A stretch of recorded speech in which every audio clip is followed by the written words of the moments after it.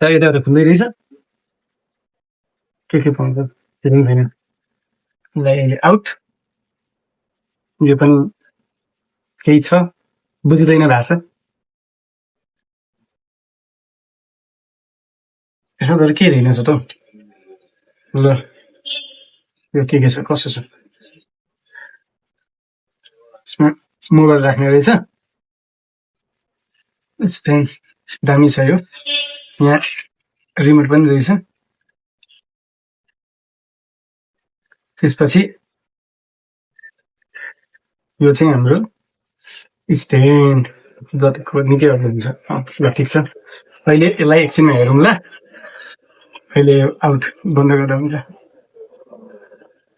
केही पो रहेनछ त्यो अघि अरूमा चाहिँ लाइटहरू निकै छ कि यसमा त केही रहेनछ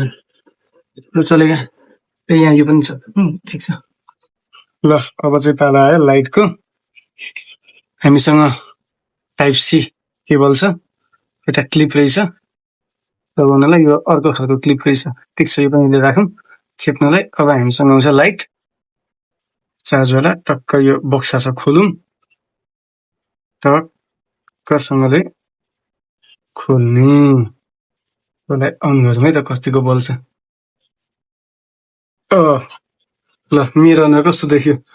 लाइट देखियो यसको पावर कता छ थिचौँ है त सेतो यो अर्को सेतो यो अर्को अब यसको मोड पनि होला नि त यहाँ छ देखिन्छ आँखै त देखिन्न ल यही यसरी लाइट बल्दो रहेछ डिफ्रेन्ट लाइट हाल्नु पर्यो भने पनि टक्कसँगले फेसमा